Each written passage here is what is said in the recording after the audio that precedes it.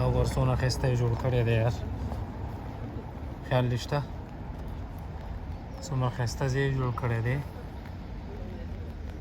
او ګوره هر څه لیکلي هم دي چې دا څه کیسه ده هلته د ناستې ځایونه یې موږ جوړ کړي او وګوره ټول هسټري دا خلک لیکي څنګه چل دی نو خو ښایسته ځای دی سلامونه دوستانو نن درته د یورپ زړې زړې کوڅې ښیم تاریخي ځایونه چې خلک ورسره راځي تصویران به وباسي ویډیوګانې کوي دا ګوره لا میزون روز په فرنچ کې لیکلي د ګلونو کور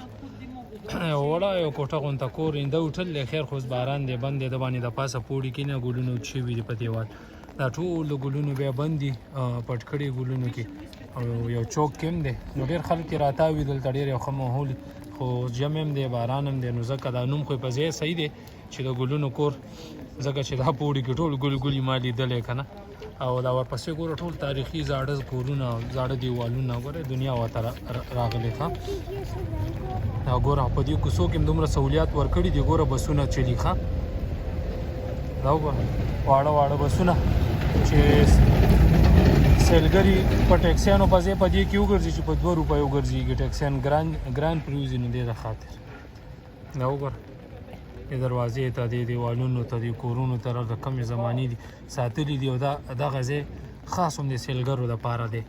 نورې ویډیوګانې به تاسو لیدلي یا به وګورئ هغه مخکې دا ټول هوټلې ټول سیسټم ما درته خولی او دا ټول خلک سیلګري راځي هغې نه ګمبد ګور دي یو تاریخي ځای دی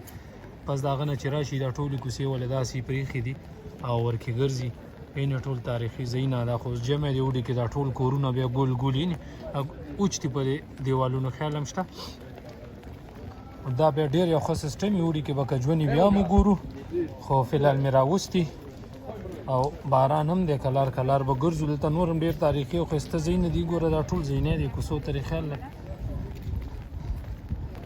دا ګوره ټول هسټري ټول حساب یې په دې لیکلی دا ګوره هسټري دوفاق پاریس پوه شو دلته د دې دا دلته د چا چا کورونه وو د کم ځایونه دي داسې عام ځایونه نه دي نو زه لږ به نور هم وګرځو دا ګوره ټول کورونه یو ډېر ښایسته ډیزاین طریقې سره جوړ کړي دي او ګوره کومې فینسي جنګلې نو د پارک مارک دی چې شی دي وروره خلک ترې راته دي خو ځایونه ډېر هغه مخامخ زیړ کور ته مړم هم ډېر ښایسته دی په اوړي کې ما لیدلی ټول د بوټو ډک و خو اوس یې وله رنګ بدل کړی دی او ور به شو وګورو دا د چیشي باغ ماغ دی او که څنګه چل دی دا به صحیح انګور خو نه دي دا بس صحیح کرلي دي نو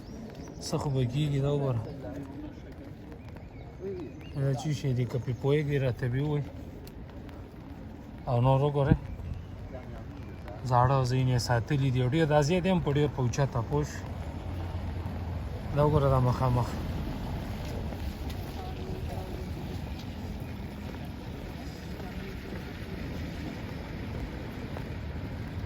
دا وګوره خلکو سره تصویران وباسي او څه هسټري هم لیکلې ده مقصد دا کور داسې کور نه دی یو څه خو پکې شته ولې چې پوره هسټري دلته لیکلې دنیا خلک یې راته ودي څه خبره خو به وي او ډېر ښایسته یې جوړ کړی هم دی ښکته خو کوزیږو بیا به راخېږو څوګوالک او ورڅونه ښایسته یې جوړ کړی دی یار خیال دې شته څومره ښایسته ځای یې جوړ کړی دی او ګوره هر څه لیکلي هم دي چې دا څه کیسه ده هلته د ناستې ځایونه یې موږ جوړ کړي او وګوره ټول هسټري دا خلک لیکي څنګه چل دی نو خو ښایسته ځای دی